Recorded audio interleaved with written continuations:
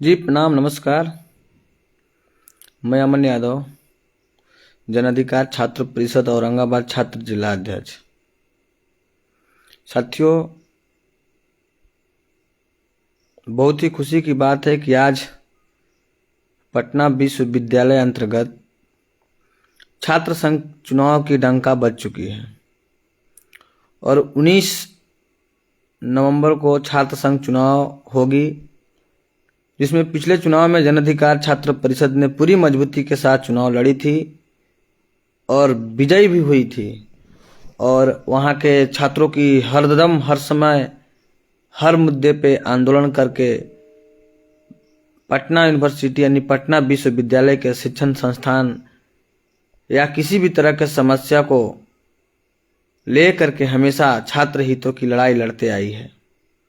हम उम्मीद करते हैं कि पुनः जन अधिकार छात्र परिषद के एक एक सिपाही पप्पू यादव के निर्देशानुसार इस बार पुनः पटना विश्वविद्यालय के छात्र संघ चुनाव में अपना परचम लहराने का काम करेंगे और एक बार पुनः इतिहास दोहराने का काम करेंगे। क्योंकि जन अधिकार छात्र परिषद एक ऐसी छात्र परिषद है जिसे न तो लालच है। इस संगठन में जितने भी व्यक्ति हैं वो पप्पू यादव के आइडियोलॉजी को मानते हैं। पप्पू यादव हमेशा सेवा समर्पण के भाव से पप्पू यादव ने जहां कहीं भी घटना घटी, जहां कहीं भी लोगों पर अत्याचार हुआ, जहां कहीं भी गरीबों को दबाया गया, उनका एक आवाज बनके पप्पू यादव ने हरदम मदद करने का प्रयास किया है। भले ही पप्पू यादव खुद भी सांसद नहीं है, ना ही खुद विधायक हैं, नहीं पप्पू यादव की पार्टी के एक भी सांसद और विधायक नहीं है, लेकिन फिर भी पूरे बिहार में जहां भी घटना घटता है, चाहे वह सत्ता पक्ष हो या फिर विपक्ष हो, दोनों से हमेशा आगे बढ़कर के लोगों की मदद करने की प्रयास किया है। हम तमाम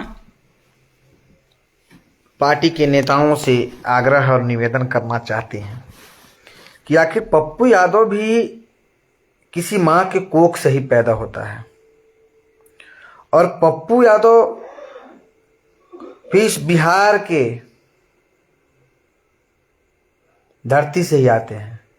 लेकिन पप्पू यादव कभी सत्ता कुर्सी की लड़ाई में नहीं रहते, लेकिन जिस तरह से पप्पू यादव ने अपने आप को एक रॉबिन हुड साबित करने का काम किया है, पप्पू यादव ने अपने आप को इस युग का कृष्ण और भगवान अपने आप को साबित किया है और जनताओं के लिए मर मिटने को हमेशा तैयार रहते हैं।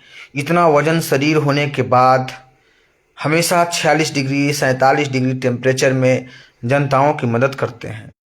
लेकिन बिहार के लोग जाति पार्टी से ऊपर नहीं उठते हैं। लेकिन जब बिहार के लोगों के साथ शोषण जुर्म और अत्याचार होता है तो नेता विधायक सांसद मुख्यमंत्री उप मुख्यमंत्री ना जाने किस किस मंत्री को दोषते हैं। लेकिन बिहार के लोग अपने आप को कभी गलत कहने का प्रयास नहीं किया है। मैं ये कहना चाहता हूँ कि बिहार के लोग जिस दिन सेवा समर्पण और विकास को वोट करना शुरू कर देंगे, बिहार के लोग जिस दिन जाति पार्टी से ऊपर उठ करके नेताओं की चयन करना शुरू कर देंगे, उस दिन बिहार का सीएम अगर कोई व्यक्ति होगा तो वो पप्पू यादव होगा। पप्पू यादव अगर बिहार का सीएम नहीं बनते हैं तो दुर्भाग्य है, क्योंकि पप्पू यादव को विरासत में राजनीति नहीं मिला है। पप्पू यादव ने जो भी वर्क किया है संघर्ष करके अपने आप की पहचान बनाया है और पप्पू यादव हार करके भी जनता के बीच जनता के लिए हमेशा काज किया है। चाहे पटना की बाढ़ हो, चाहे कोरोना महामारी हो या फिर कहीं भी घटना घटता है, सर्वप्रथम पप्पू यादव वहां पहुंचते हैं। लेकिन यहाँ बिहार के लोग न जाने कैसे अपने नेता का चयन करते हैं। बिहार के लोग जाति में, पार्टी में बट करके बिहार के को विनाश की ओर ले जाने में अग्रसर हैं। बिहार अगर इतना पीछे है तो इसका एक ही कारण है, जाति। और बिहार के लोग जाति और एक परिवारवाद, यानी बिहार के लोग जिस दिन वर्क, डेवलप और हेल्प यानी काम, विकास और मदद के नाम पे वोट करना स्टार्ट कर देंगे, शिक्षा, चिकित्सा, स्वास्थ्य के नाम पे वोट करना स्टार्ट कर देंगे, मैं आपको यकीन दिलाता हूँ। बिहार के लोग अपने छाती पे या अपने दिल पे या अपने जहन में झांक करके एक बार देखें, अगर क्या वाकई में पप्पू यादव जैसे लोगों को इस बिहार के सीएम की कुर्सी पे नहीं बैठना चाहिए? क्या पप्पू यादव जैसे नेता को एक बार बिहार की कमान नहीं मिलना चाहिए? क्या पप्पू यादव जैसे नेता केवल अपना घर की संपत्ति को बेच करके लोगों की मदद करेगा? और हमारा कर्तव्य क्या बनता है? जब आप आफत में पड़ते हो तो आपको मदद को पप्पू यादव आगे आते हैं। जब आप विपत्ति में पड़ते हो आपको मदद को सबसे आगे पप्पू यादव आते हैं। जहां कहीं भी घटना घटा, मैं औरंगाबाद जिला से आता हूं और मैं नबीनगर विधानसभा से आता हूं। मेरे नबीनगर विधानसभा में बारून थाना में आग लगी थी। मैंने आग क्या लगी थी, एक दंगा कहिए, आग लगाया गया था और फर्जी मुकदमा हुई थी सभी पे। लेकिन पप्पू यादव ने यहां आकर के लोगों को मदद किया, बाजार खुलवाने का काम किया। लेकिन क्या बारून में और नेता नहीं थे? क्या इस क्षेत्र से चुनाव लड़ने वाले नेता उस समय मर गए थे? इनके अंदर इंसानियत नहीं था? 200 केजी का शरीर होने के बावजूद भी पप्पू यादव पटना से यहाँ आते हैं और बारून के लोगों की मदद करते हैं, शांति का एक परिचय देते हैं। लेकिन यही बारून की धरती जिसका खाया था उनको भी भूल गए थे। जिस बारून की धरती को पप्पू यादव ने मदद किया था और दहशत से बाहर निकालने का काम किया था, जब चुनाव की घड़ी आती है तो पप्पू यादव की प्रत्याशी को ठेंगा दिखाया जाता है। पप्पू यादव की प्रत्याशी को वोट नहीं देकर के जाति के नाम पे वोट दिया जाता है, पार्टी के नाम पे वोट दिया जाता है। और जब आफत और विपत में पड़ते हैं तो पप्पू यादव से हमें मदद की उम्मीद आप करते हैं। आखिर पप्पू यादव आपको मदद क्यों करे? आखिर पप्पू यादव से आपको मदद की उम्मीद कैसे होती है? क्या आपने पप्पू यादव को कभी वोट देकर के सांसद बनाया? क्या आपने विधायक बनाया? या क्या आपने मंत्री बनाया है? अभी हाल ही फिलहाल में देखिए कल की घटना, ये काम सत्ता पक्ष के लोगों की है। डरहरिया में घटना घटती है, मधुपुरा में, वहाँ 8 घरों को लोगों को जलाया जाता है, पूरे गांव पंचायत पूरा परेशान होता है। नहीं तो मुख्यमंत्री जी जाते हैं, नहीं उप मुख्यमंत्री जी जाते हैं, नहीं बिहार के कोई नेता पहुंचता है, और वहाँ पप्पू यादव पहुंच करके 20-20 हजार सभी घर को मदद करते हैं। और आज पप्पू यादव ने सभी लोगों को वस्त्र देने का काम किया। और पप्पू यादव ने एक बात कही है कि 1 महीना तक इस पूरे परिवार को मैं भोजन देने का काम करूंगा। तो पप्पू यादव भी यार नेता है, पप्पू यादव भी यार आदमी है और एक इंसान है। और आप लोग इंसानियत को भूल जाते हैं।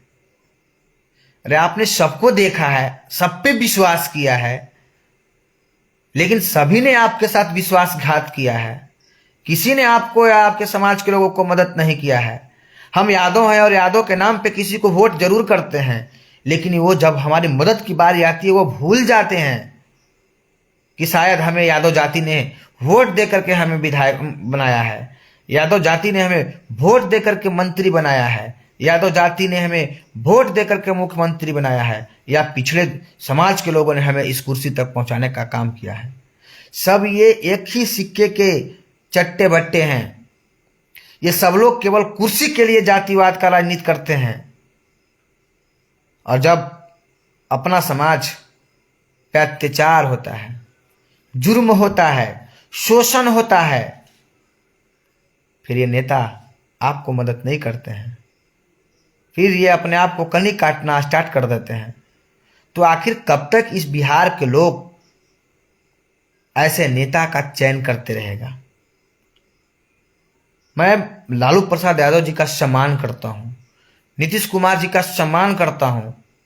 ठीक है, उन्होंने लड़ाई लड़ा था एक समय, ठीक है, लड़ाई लड़ा, उनको लोगों ने सपोर्ट किया, लोगों ने मौका दिया। लेकिन आज के परिवेश में अगर कोई व्यक्ति अगर बिहार की बात करता है, अगर कोई व्यक्ति अगर इंसानियत की बात करता है, कोई व्यक्ति अगर बिहार की बचाने की बात करता है, कोई व्यक्ति अगर गरीबों के चेहरे पे मुस्कान की बात करता है, वो एक ही तो मात्र है, पप्पू यादव। तो फिर आप कैसे पप्पू यादव को भूल जाते हैं? फिर आप क्यों नहीं पप्पू यादव को सपोर्ट करते हैं? क्या पप्पू यादव यादव नहीं है? आपको अगर सच में आप वोट विकास के नाम पे करते होंगे, आप अपने क्षेत्र की विकास चाहते हैं, तो सच में आपको पप्पू यादव को मौका देना होगा। और मैं आपको लिख के देता हूं, बॉन्ड पेपर पे अगर बोलिएगा तो लिख दूंगा। अगर ये बिहार का जो स्थिति और परिस्थिति है, अच्छा आप एक बात बताइए, आपको कोई नेता क्यों सपोर्ट करेगा? क्योंकि नेता को पता है, चाल चरित्र और चलन उसको पता है कि लोग मेरा गुलाम है, और मैं किसी लुच्चे लफंगे या किसी भी नेता को टिकट दे करके भेज दूंगा तो मेरा समाज आंख मूंद करके वोट दे करके उसको जिता करके भेज देगा। तो फिर आपको क्यों वो मदद करेगा? अगर आपको अपने समाज की उत्थान चाहते हैं, समाज की आप बात करते हैं, समाज की विकास की बात करते हैं, समाजों में एक नई परिवेश लाना चाहते हैं, तो आपको अग्नि परीक्षा तो नेताओं की लेना होगा। और अग्नि परीक्षा नेताओं को आप लीजिएगा तभी नेता आपके यहाँ काम आएंगे। नहीं तो आप आंख मूंद करके लालू यादव के नाम पे वोट कीजिएगा, आंख मूंद करके नीतीश कुमार के नाम पे वोट कीजिएगा। आप नहीं देख रहे हैं क्या औरंगाबाद में नबीनगर विधानसभा के जो विधायक है डब्लू सिंह, इसको आप लोगों ने नहीं देखा है क्या अभी तक? ये तो नबीनगर की बात है। लेकिन ये नबीनगर पर, लेकिन पूरे और बिहार की बात किया जाए तो ऐसे बहुत सारी घटना है। मैंने क्या किया था डब्लू सिंह के साथ? मैंने गुनाह क्या किया था? बस एक ही तो किया था कि हमारे आदरणीय लालू प्रसाद यादव और राजमाता राबड़ी देवी को तो गाली दिया गया था और संतोष रेणु जेल में गए थे। मैंने इसकी तो लड़ाई लड़ा था। मैंने डब्लू सिंह को गाली दिया था कि डब्लू सिंह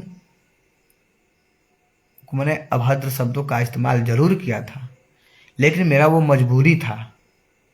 मैंने क्यों गाली दिया था? क्योंकि उन्होंने एक बात कहा था कि मैं डीएम को एक पत्र लिखूंगा, लेकिन उन्होंने डीएम को पत्र तो लिखा नहीं। जब आपने अपने समाज के लोगों के जेल भेजवाने की बात कहा और आपने उसके खिलाफ एक पत्र डीएम को नहीं लिखा, तो आपके ये साहस कैसे कर जाता है कि अमन यादव को जेल के ऊपर अपने लेटर पैड पे एफआईआर कर दें? क्या आप समझते हैं? यादव के बंधुआ मजदूर समझते हैं क्या? पिछड़ों को आप गजर मूली समझते हैं क्या? और इस बार आपको नानी याद दिलवाएंगे हम लोग नबीनगर विधानसभा में। क्या आप समझ रखे हैं अपने आप को? आप ही बहुत बहुत बड़ा बाहुबली हैं। आप जो करते हैं वो सही करते हैं और हम लोग जो करते हैं वो बहुत बड़ा गलत करते हैं।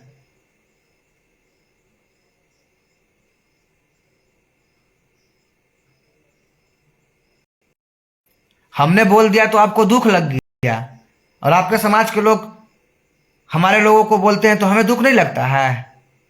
आपका समाज बहुत इज्जतदार है और मेरा समाज क्या है? गाजर मूली शकरकंद है कि मेरे समाज के लोग को आप गलियाइएगा? मेरे समाज के लोग को आप, और खास करके मैं अपने समाज के लोगों को एक बात बोल देना चाहता हूं, आप समाज के लिए नाग हो, नाग, और काला नाग हो, जहरीले नाग हो। आपके वजह से डब्लू सिंह विधायक बनता है और आप समाज के लोगों को जलील करवाते हैं। कुर्ता पैजामा खोलकर घरे टांग दीजिए और समाज को बेइज्जत करना छोड़ दीजिए और जा करके आवाज पे दारू मुर्गा, जो दारू पीते हैं ना, दारू मुर्गा और क्या क्या रसलीला मनाने का काम करते हैं, आप अपने पेट के लिए दारू मुर्गा के लिए आप पूरे समाज को अपमानित मत करवाइए। मैंने एक एक पॉइंट को नोट किया है, मैंने एक एक बात को नोट किया है। और जो तलवे चाटते हैं ना, इन लोगों को, जिन लोग के द्वारा हमारे समाज को शोषण और अत्याचार किया जाता है और उनके आप जाकर के तलवा चाटने का काम करते हैं, समय आने दीजिए। नंगा नाच नचाएंगे, नंगा नाच। ये अमन यादव है, अमन यादव। अमन यादव को कभी आपसे भीख मांगने की आवश्यकता नहीं पड़ता है। शान से जिंदगी जीते हैं, शान से, कभी किसी के आगे जी हजूरी नहीं करते हैं। और मैं आज आप सभी के सामने कहता हूं और सीना ठोक के कहता हूं कि मैंने कभी इसके सामने नहीं जाने का काम किया है और जब तक जिंदा रहूंगा इसके सामने कभी हाथ नहीं फैलाऊंगा इन लोगों के सामने। वक्त आने दीजिए। अगर दोनों गठबंधनों से SC ST OBC और EBC के लोगों को टिकट नहीं दिया जाता है, ये अमन यादव चुनाव खुद लड़ेगा या किसी को लड़ाएगा और उसको उनका सपोर्ट करेगा। हम हार जाएंगे, हार पसंद होगा, लेकिन समाज पे शोषण, जुर्म और अत्याचार जिंदगी में कभी नहीं बर्दाश्त करेंगे। मैं अपने आप को कुर्बान कर सकता हूं समाज के लिए, लेकिन किसी लोगों की तलवा नहीं चाट सकता हूं। शान से जिंदगी जीते हैं और अपना खुद है। कोई मेरा बाप दादा का पहचान नहीं है, कोई मेरे बाप दादा की दिया हुआ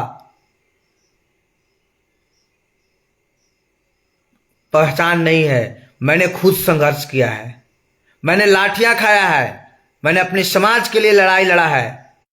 मैंने कई एक बार सड़क जाम किया है, मैंने यहां ही नहीं पटना तक आंदोलन करने का काम किया है, लेकिन कभी किसी का तलवा नहीं चाटा है। और मैं आपको विश्वास दिलाता हूं, मैं कभी किसी का तलवा नहीं चाटने वाला हूं। और इस बार लोकसभा भी लड़ूंगा औरंगाबाद, और विधानसभा भी अगर किसी ने नहीं लड़ा तो नबीनगर लड़ने का काम करूंगा। क्योंकि जीत और हार मेरे लिए मायने नहीं रखता। मेरे लिए अगर मायने रखता है तो समाज की सुरक्षा, समाजों की इज्जत।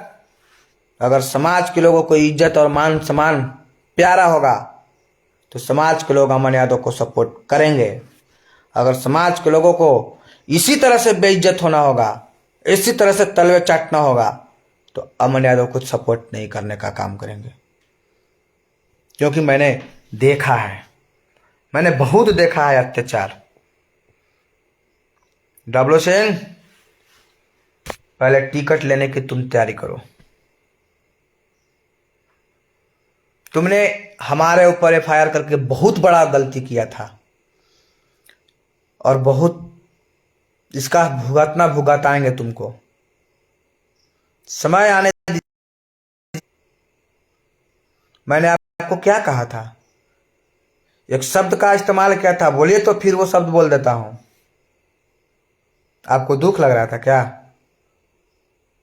और राबड़ी देवी को, वो आपके घरवा के पीछे जिसके गड़िया पर आप बैठते हैं, बेंगवा के छोटू चिंगरिया के, जो जिस बेंगवा के गाड़ी पर आप बैठते हैं, उन्होंने ही तो हमारे राबड़ी देवी और लालू प्रसाद यादव और संतोष रेणु के ऊपर अभद्र शब्द का इस्तेमाल करने का प्रयास किया था, काम किया था। मैंने उसका ही तो लड़ाई लड़ा था और उसी एवज में आपको भी मैंने टारगेट किया था। चूंकि आप किया था इसलिए मैंने आपको टारगेट किया था। और क्या मैंने किया था? आपके बेटी बहन और माँ आपके इज्जतदार होते हैं, और यादवों की बेटी बहन माँ इज्जतदार नहीं है क्या? आपसे ज्यादा इज्जतदार है हम लोग। और जो मेरे समाज के आपको सपोर्ट करते हैं, अगर आज मैं आपके सामने जा करके जी हजूरी कर लेता, आज मैं जा करके आपके से बात कर लेता, तो शायद आप मेरा केस वापस ले लेते। क्या समझते हैं, अमन आपके सामने गिरेगा क्या? अमन कभी आपके सामने नहीं गिरेगा। विधायक जी आप कान खोल करके सुन लीजिए, आप केस एक नहीं, इस लाइव के बाद भी अगर आपको केस करना होगा तो केस कर लीजिएगा, कोई दिक्कत नहीं है। अगर आपके माँ बहन बेटी इज्जतदार है तो हमारे भी माँ बहन बेटी इज्जतदार है।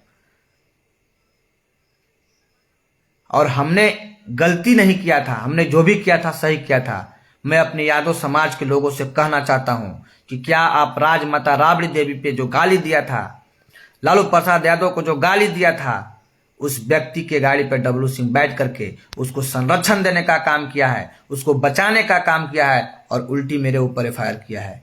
अगर आपको अपने समाज की और अपने जात की फिक्र है, हमारे समाज के ठेकेदार के नेता लोग अपने बेटी बहन की आप इज्जत और प्रतिष्ठा चाहते हैं, तो आप ऐसे भड़वे और ऐसे दोगले किस्म के नेताओं से आप दूरी बनाइए। नहीं तो आप अपने चंद फायदों के लिए, आप अपने चंद पैसों के लिए, आप अपने पैकेट गर्म करने के लिए मेरे समाज के लोगों को आप अपमानित मत कराइए। हमारे समाज के कुछ धोती कुर्ता पैजामा और कुर्ता पैजामा वाले ठेकेदार नेता लोग। मैं आज जंग का ऐलान करता हूं। बहुत देख रहे हैं फेसबुक पर, कोई कितना भी चिल्ला ले, औरंगाबाद चित्तौड़गढ़ का था, है, रहेगा, चाहे कोई बने, डब्लू सिंह बने कि सांसद सुशील सिंह बने। अब ये हमारे समाज के लोगों को फैसला करना है, 85% के लोगों को फैसला करना है। मुझे पता है कि 85% के लोगों के पास पैसा नहीं है, इज्जत तो है, मान सम्मान प्रतिष्ठा इज्जत है हम लोगों के पास, लेकिन पैसे नहीं हैं। और हमारे पास पैसे नहीं है इसका मतलब ये नहीं कि कोई टिकट नहीं देगा। नेताओं की टिकट की कोई जरूरत नहीं है। जनता से टिकट लेकर के, जनता से टिकट लेकर के इस बार चुनाव लड़ा जाएगा और लड़वाया जाएगा। और जनता आप लोग अपने द्वारा दिए गए टिकट वाले नेता को ही चुने। ऊपर देख करके कभी नहीं चुनाव का चयन कीजिए, क्योंकि आप ऊपर देखते हैं तो नीचे आपको गाली सुनना पड़ता है। आपके अपने समाज के लोगों पर शोषण और जुर्म और अत्याचार सहना पड़ता है। अगर आपने इस बार सबक नहीं सीखा तो आने वाले 2024 के चुनाव में अगर आपने फिर से गलती किया और ये सोचा कि सांसद सुशील सिंह को नहीं, फलना गठबंधन से उसी समाज को तो वोट दे देते हैं, कोई दिक्कत नहीं होगा,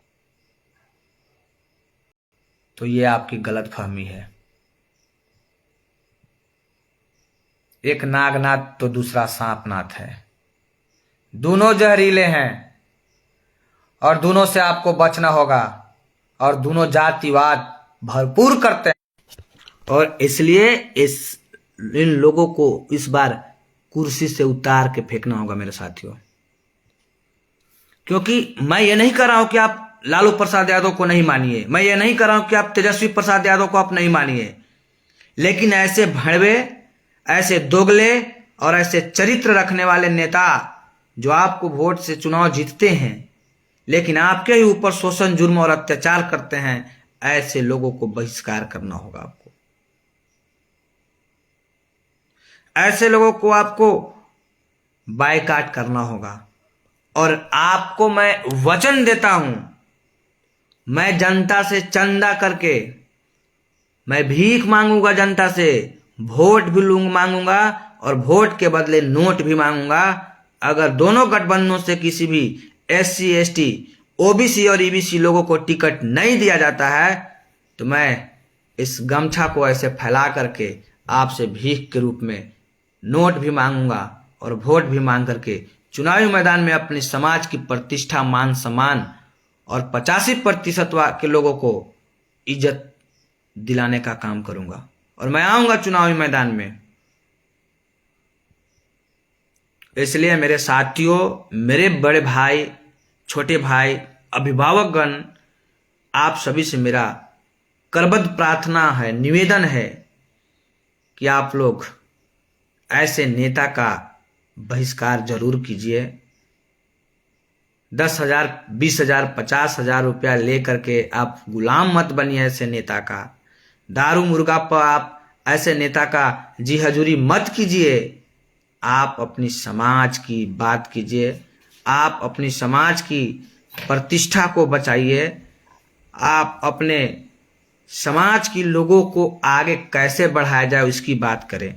क्योंकि हमारे समाज के लोगों के पास पैसा नहीं है, लेकिन सेवा करने की क्षमता, समाज के लोगों की इंसानियत बचाने की जिद बहुत ज़्यादा है। लेकिन हम पैसे के अभाव में सांसद विधायक नहीं बन पाते हैं। तो क्या पैसे वाले ही नेता बन पाएंगे? ये भी आपको सोचना होगा। और आपको 2024 के लिए एक नया इतिहास लिखना होगा।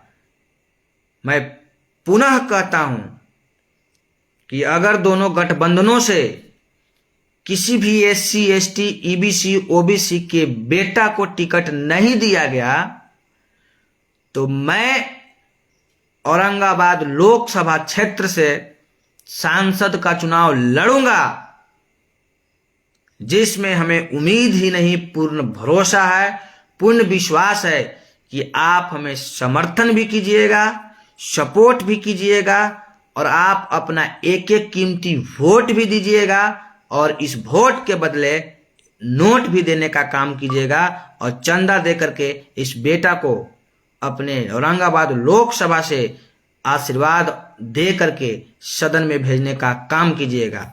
मैं ज़्यादा कुछ नहीं कहूँगा। मैं ये नहीं कह रहा हूँ कि अगर हमसे कोई काबिल व्यक्ति अगर लड़ना चाहता है SC, ST, OBC, EBC के में समाज से, तो मैं उसका भी समर्थन करता हूँ, सपोर्ट करता हूँ। मैं उनके लिए प्रचार प्रसार करूँगा। मुझे कोई जिद नहीं है, मुझे कोई हड़बड़ी नहीं है, मुझे कोई अकबकी नहीं है कि मैं सांसद बन जाऊं। मुझे अगर एक ही चीज का जिद है और दिमाग में है कि समाज की रक्षा, समाज की सुरक्षा, समाजों की इज्जत, समाजों की मान सम्मान जो धूमिल हो रही है उसको बचाना।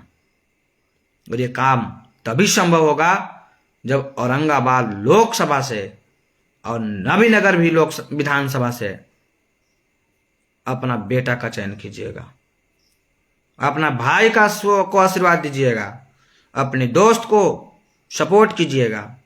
मैं आऊँगा, मैं इंतजार कर रहा हूँ। अगर किसी ने सच में नहीं नामांकन किया या सच में दोनों गठबंधनों ने टिकट नहीं दिया तो आपका बेटा आपके बीच मान सम्मान और इज्जत आपके हाथों में रख करके, सर पे कफन बांध करके समाज की सुरक्षा के लिए चुनावी मैदान में बिगुल फूकेगा। मैं उम्मीद करता हूं कि आप इस बात से सहमत होकर के आज से ही इस बात को सोशल मीडिया के माध्यम से उठाने का काम करेंगे। और आज से हम उम्मीद करते हैं ये भी कि आज से आप लोग प्रण लीजिएगा कि ऐसे लोगों को कभी आप सपोर्ट नहीं कीजिएगा, ऐसे लोगों का कभी आप तलवा चाटने का काम नहीं कीजिएगा। मैं ज़्यादा कुछ नहीं कहूँगा। मैं भाई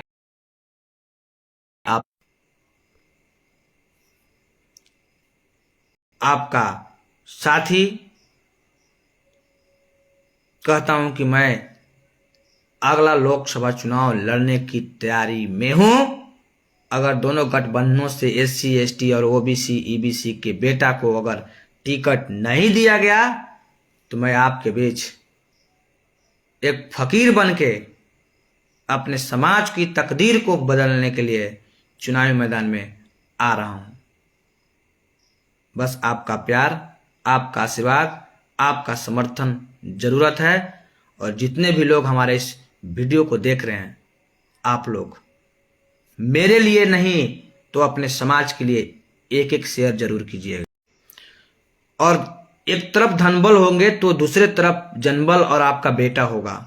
मेरे लिए अगर नहीं सही तो अपने समाज के लिए मेरे नाम से आप प्रचार प्रसार कीजिए कि अगर SC, ST, OBC और EBC के बेटा का अगर दोनों गठबंधनों से टिकट नहीं दिया जाता है,